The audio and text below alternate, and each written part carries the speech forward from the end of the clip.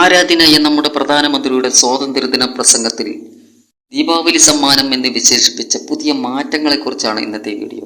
സാധാരണക്കാർക്കും കർഷകർക്കും വിദ്യാർത്ഥികൾക്കും MSMEകൾക്കും മധ്യവർഗത്തിനും സ്ത്രീകൾക്കും ആകെ രാജ്യത്തെ പൗരന്മാർക്കെല്ലാവർക്കും ഗുണം കിട്ടുന്ന ആ സമ്മാനത്തെക്കുറിച്ച് പറയുമ്പോൾ ഇതുവരെ വിലക്കയറ്റം മൂലം പൊറുതിമുട്ടിയിട്ടുണ്ടെങ്കിൽ ഇനി സന്തോഷത്തിന്റെ നാളുകളായിരിക്കും എന്ന് പറയേണ്ടി വരും. ഇതായിരിക്കുമോ അന്ന് പറഞ്ഞ അച്ചാദിൻ? അതെ, ഇനിയാണ് ശരിക്കും അച്ചാദിൻ എന്നതിൽ സംശയം വേണ്ട.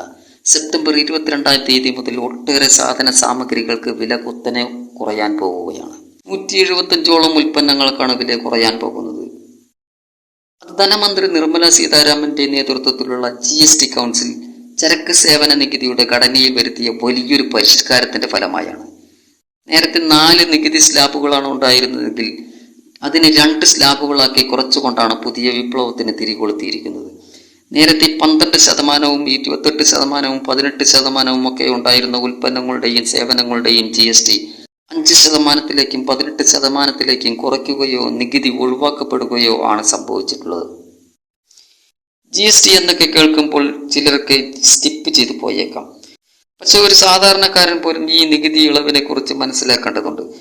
കാരണം ഇന്ന സാധനങ്ങൾക്ക് ഇത്രയാണ് ഇനി മുതൽ GST കൊടുക്കേണ്ടതുള്ളൂ എന്ന് നാം അറിഞ്ഞു വെച്ചിട്ടില്ലെങ്കിൽ പലയിടങ്ങളിൽ നിന്നും നാം കബളിപ്പിക്കപ്പെട്ടേക്കാം. എന്നുള്ളത് കൊണ്ട് നാം സ്ഥിരമായി വാങ്ങിക്കുന്ന സാധനങ്ങളെക്കുറിച്ചെങ്കിലും അറിഞ്ഞു വെക്കുക.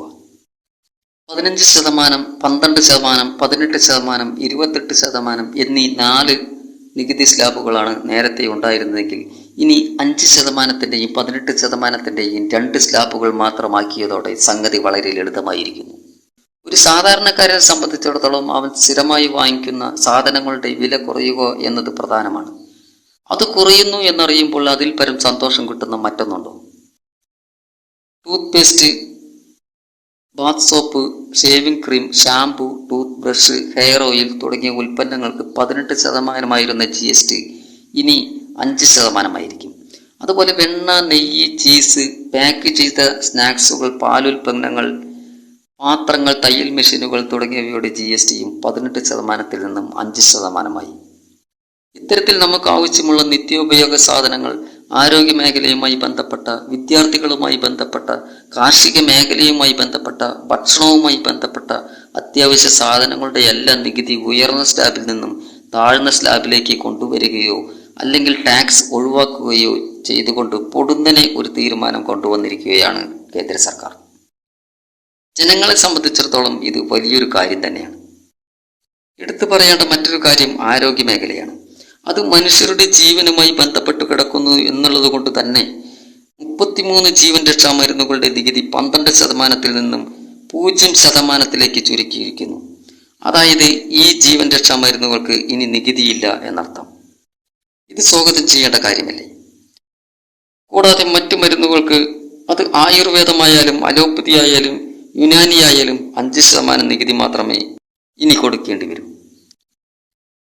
മാത്രമല്ല ആരോഗ്യ മേഖലയുമായി ബന്ധപ്പെട്ട ഫീഡിംഗ് ബോട്ടിലുകൾ, ക്ലിനിക്കൽ ഡയപ്പറുകൾ, മെഡിക്കൽ ഗ്രേഡ് ഓക്സിജൻ, ഡയഗ്നോസ്റ്റിക് കിറ്റുകൾ, ഗ്ലൂക്കോമീറ്ററുകൾ, ടെസ്റ്റ് ട്രിപ്പുകൾ, കറക്റ്റീവ് കണ്ണടകൾ, തെർമോമീറ്ററുകൾ, സർജിക്കൽ ഇൻസ്ട്രുമെന്റ്സ് എന്നിവയുടെ എല്ലാം GST 18%ൽ നിന്ന് 5%ലേക്ക് മാറ്റി.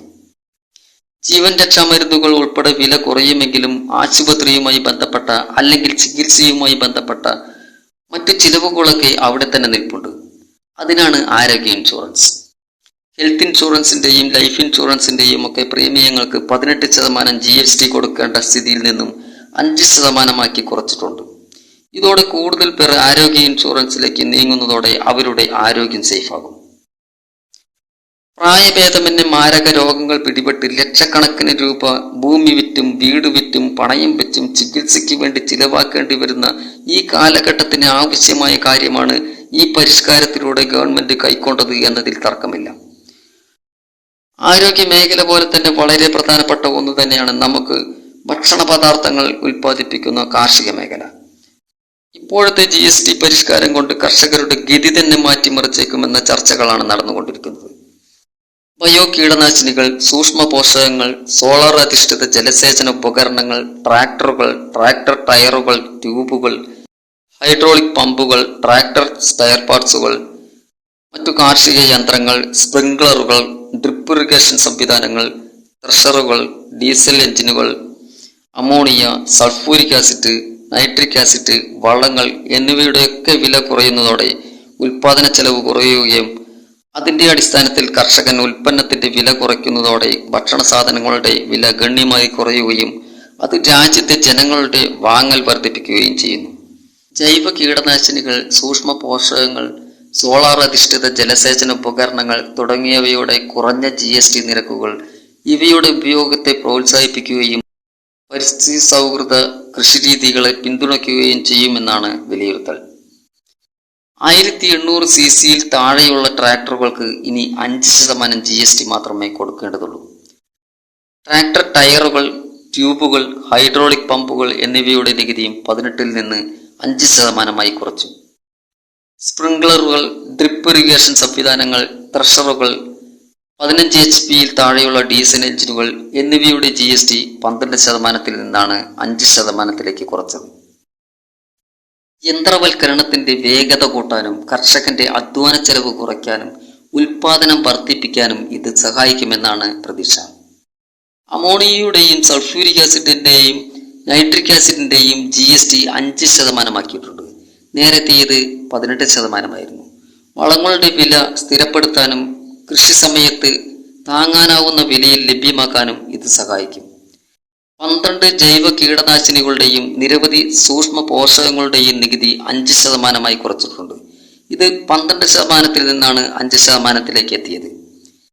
ഈ പരിഷ്കരണം മൂലം മണ്ണിന്റെ ആരോഗ്യം മെച്ചപ്പെടുത്താനും പ്രകൃതി കൃഷിയെ പ്രോത്സാഹിപ്പിക്കാനും കഴിയുന്നതാണ്. പാൽ, പനീർ എന്നിവയുടെ GST ഒഴിവാക്കി. വെണ്ണയുടെയും നെയ്യിന്റെയും GST 12% നിന്ന് 5% കുറച്ചു. അതുകൊണ്ട് തന്നെ പാലുൽപ്പന്നങ്ങൾ കുറഞ്ഞ വിലയ്ക്ക് ഉപഭോക്താക്കൾക്ക് ലഭ്യമാകുന്ന സ്ഥിതി ഉണ്ടാകും. സംസ്കരിച്ച മത്സ്യത്തിനും പ്രകൃതിദത്ത തേനിനും ഇനി 5% മാത്രം GST. കൂടാതെ പുതിയ നികുതി പരിഷ്കാരം മീൻ വളർത്തൽ, തേനീച്ച വളർത്തൽ എന്നിവയുമായി ബന്ധപ്പെട്ട ഗോത്രവർഗക്കാർ, ഗ്രാമീണ സ്വയം സഹായ സംഘങ്ങൾ തുടങ്ങിയവരെ പിന്തുണയ്ക്കുന്നതാണ്. ട്രാക്ടറുകൾ, രാസവളങ്ങൾ, ക്ഷീര ഉൽപ്പന്നങ്ങൾ എന്നിവയുൾപ്പെടെയുള്ള പ്രധാന കാർഷിക ഉൽപ്പന്നങ്ങളുടെയും സേവനങ്ങളുടെയും എല്ലാം GST നിരക്കുകൾ കുറയുന്നത് കർഷകന്റെ ചെലവ് കുറയുന്നതിനും കാർഷിക മേഖലയിലെ യാന്ത്രികവൽക്കരണം പ്രോത്സാഹിപ്പിക്കപ്പെടുന്നതിനും ഭക്ഷ്യസുരക്ഷ ശക്തമാക്കുന്നതിനും കാരണമാകും. സോളാർ പമ്പ് ഉപയോഗിച്ച് പ്രവർത്തിക്കുന്ന ജലസേചന ഉപകരണങ്ങളുടെ GSTയും 12% നിന്ന് 5% കുറച്ചിട്ടുണ്ട്. പുനരുപയോഗ ഊർജത്തിന്റെ ഉപയോഗം പ്രോത്സാഹിപ്പിക്കുന്നതിന് ഇത് കാരണമാകും.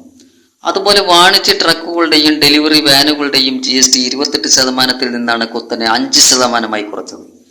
ഗുഡ്സ് കാരിയറുകൾക്കുള്ള തേർഡ് പാർട്ടി ഇൻഷുറൻസിനും 5% GST.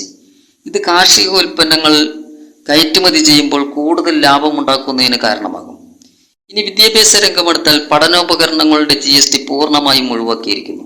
വിദ്യാർത്ഥികൾക്കും യുവാക്കൾക്കും സന്തോഷിക്കാൻ വകയുണ്ടെന്നർത്ഥം. മാപ്പുകൾ, ചാർട്ടുകൾ, ഗ്ലോബുകൾ, നോട്ട്ബുക്കുകൾ, പെൻസിലുകൾ, ക്രയോൺസ്, ഷാർപ്പറുകൾ, ചോക്കുകൾ, ഇറേസറുകൾ തുടങ്ങിയ പഠന സാമഗ്രികളെയാണ് GSTയിൽ നിന്നും പൂർണ്ണമായി ഒഴിവാക്കിയത്. ഇനി വാഹനങ്ങളുടെ കാര്യമെടുത്താൽ നമ്മുടെ റോഡുകളിൽ വാഹനങ്ങളുടെ തിരക്ക് വർദ്ധിക്കുമെന്നതിൽ സംശയം വേണ്ട. നേരത്തെ 28% നികുതി ഉണ്ടായിരുന്ന പെട്രോൾ, ഡീസൽ, CNG കാറുകൾ 18% GSTയെ ഇനിയുള്ളൂ. 3 വീലറുകൾ, 350 cc വരെയുള്ള മോട്ടോർ സൈക്കിളുകൾ എന്നിവയ്ക്കും ഇത്ര തന്നെയാണ് GST. ഇനി വീട്ടുപകരണങ്ങളുടെ കാര്യമാണെങ്കിൽ എയർ കണ്ടീഷണറുകൾ, വലിയ TVകൾ, മോണിറ്ററുകൾ, പ്രൊജക്ടറുകൾ, ഡിഷ് വാഷറുകൾ എന്നിവയുൾപ്പെടെയുള്ള വീട്ടുപകരണങ്ങൾക്കുള്ള GST 28% ഇപ്പോൾ 18% വളരെയധികം തൊഴിൽ സൃഷ്ടിക്കപ്പെടുന്ന മേഖലയാണ് നിർമ്മാണ മേഖല. അവിടെയാകട്ടെ ഏറ്റവും പ്രധാനപ്പെട്ട സിമെന്റിന്റെ GST 28% നിന്ന് 18% ഈ മേഖലയുമായി ബന്ധപ്പെട്ട് കിടക്കുന്ന ഇഷ്ടിക, ഗ്രാനൈറ്റ്, മാർബിൾ തുടങ്ങിയവയുടെ GST ആകട്ടെ 12% നിന്ന് ഏറ്റവും കുറഞ്ഞ 5% കുറച്ചിരിക്കുന്നു. അതുകൊണ്ട് തന്നെ കൂടുതൽ തൊഴിൽ സൃഷ്ടിക്കപ്പെടുമെന്നതിൽ തർക്കമില്ലല്ലോ. ഇത്രയും സാധന സാമഗ്രികളുടെ വില കുറയുമ്പോൾ ചുരുക്കം ചില സാധനങ്ങൾക്ക് മാത്രമാണ് വില കൂടുക. അതാകട്ടെ മനുഷ്യന് ദോഷം ചെയ്യുന്ന സാധനങ്ങളാണ് മിക്കതും. പുകയില, സിഗരറ്റ്, എയറേറ്റഡ് പാനീയങ്ങൾ, പാൻ മസാല അടക്കമുള്ള 7 ഇനങ്ങളുടെ GST ആണ് 40% ഉയർത്തിയിട്ടുള്ളത്. ഇതൊക്കെയാണെങ്കിലും ഒരു മുൻകരുതൽ അത്യാവശ്യമാണ് എന്ന് പറയാതിരിക്കാൻ കഴിയില്ല. സാധാരണക്കാരനെ പറ്റിക്കുന്നില്ല എന്നും സർക്കാർ മുന്നോട്ട് വെച്ച ഗുണം ജനത്തിന് ലഭിക്കുന്നു എന്നും ഉറപ്പുവരുത്താൻ കഴിയണം. സാധാരണക്കാരനെ ചൂഷണം ചെയ്യുന്നവൻ അത് ചെയ്തുകൊണ്ടേയിരിക്കും എന്നുള്ളതിനാൽ സർക്കാരിന് ഇതിൽ ശ്രദ്ധ വേണം എന്ന് പറഞ്ഞത് മാത്രം. എന്തൊക്കെയായാലും GST നിരക്കുകളിലെ പുതിയ മാറ്റങ്ങൾ ഗ്രാമീണ സമ്പദ് വ്യവസ്ഥയ്ക്കും ഭക്ഷ്യ സംസ്കരണ വ്യവസായങ്ങൾക്കും ഉത്തേജനം നൽകുമെന്നും സ്വയം പര്യാപ്തമായ ഇന്ത്യ എന്ന ലക്ഷ്യത്തിലേക്ക് രാജ്യത്തെ അടുപ്പിക്കുമെന്നും നമുക്ക് പ്രതീക്ഷിക്കാം.